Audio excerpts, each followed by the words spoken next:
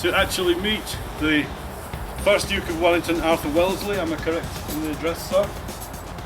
And how would I address you? Your Highness, your Lordship? How would you correct call me Your Grace? Left, right, left, left. The rest may break, but not the Highlander. He called Napoleon a bastard, I heard that.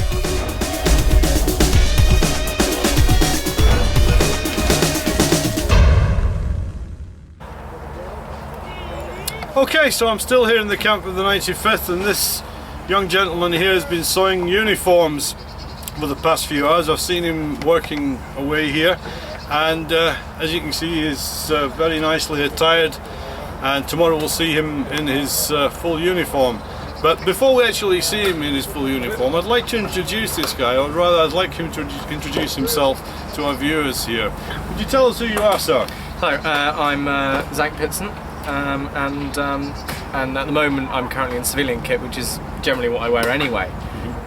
So, you know, I live my life only in historical clothing, which is, yeah, a bit weird, but, you know... No, I didn't. Each their own, I suppose. Absolutely. Yeah, and on the side I just, you know, make uniforms. This is one admittedly for the other side, so I'm leaving all the pins in. Yeah. Nice one. But yeah, no, it's a wonderful experience to be able to do this, especially on the actual battlefield, and do what people were doing back then. Because, you know, if you had a Terran uniform and everything, you just repair it there and there. What attracted you to the 95th Regiment? Well, I wanted to do some sort of military reenacting, but because so many of my more civilian reenactor friends tended to do it, but I didn't really know what to do. And then I was being asked, you know, what I could do and what I was good at. Well, I played the trumpet at school, and upon a few sort of memorial occasions and everything I'd done last post and other things on the bugle. So they said, oh, excellent, the 95th need a bugler. So I was like, okay, fine, excellent. You've got the bugler of the 95th here, but I didn't tell you that. This guy is the one who's going to wake them up in the morning. And the most popular person in the morning. Most popular person in the camp, the guy with the trumpet, blowing loud in the morning. What time are you going to blow Reveille? Well, because we're not actually battling and everything, but generally Reveille and everything is at 6:30. Oh, okay.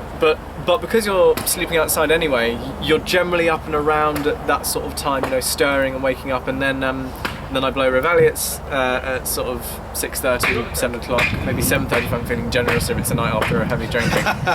Which being soldiers, never. There's no Not on your life, sir. These are British soldiers. They don't do heavy drinking.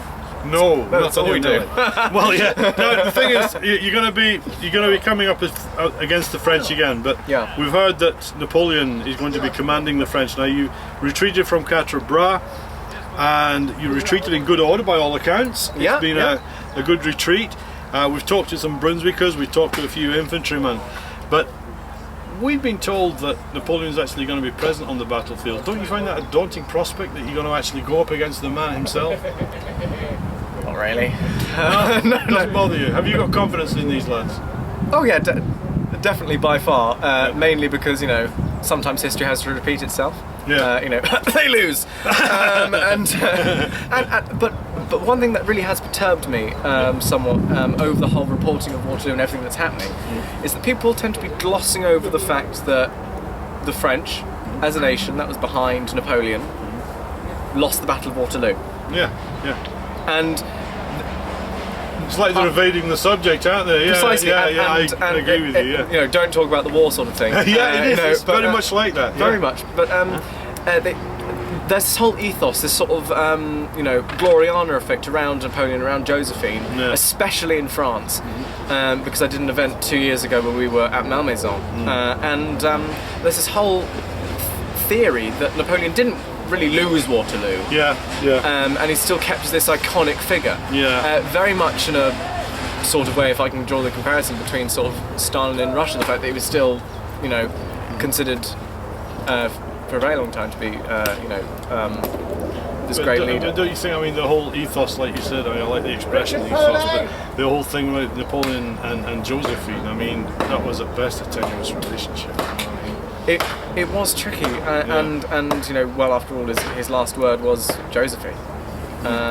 So on his deathbed, the last thing he said was Josephine, and a lot of historical evidence points to the fact that he always loved Josephine dearly and belovedly, but she just couldn't give him the son that he needed, because the whole thing that, you know, the son she did give him probably wasn't his, because if you work out the 9 months period... It's very likely that it was someone else's, but you know, now we're in a situation where he's going to face off against Wellington personally for the first time.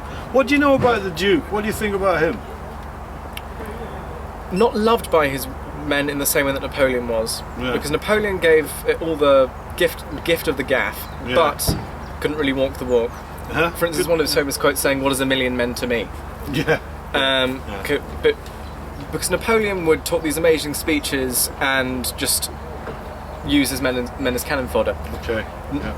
Wellington would sit in his office, give out orders, and do his thing. Wouldn't give these amazing speeches, but he genuinely cared about the fact that he didn't want his men to die. You know, mainly because he didn't have the numbers. For one, but also the human factor of him famously saying that the only thing worse than a battle lost is a battle gained.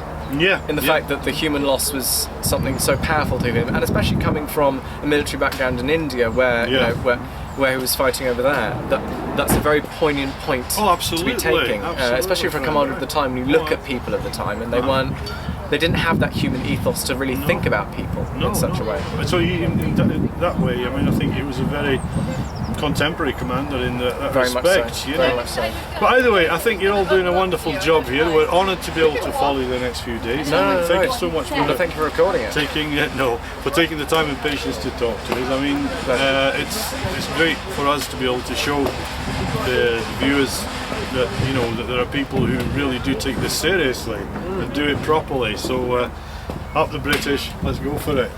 Pleasure to meet you, sir. Likewise. Thank you so much. Jason, back over to you at the studio.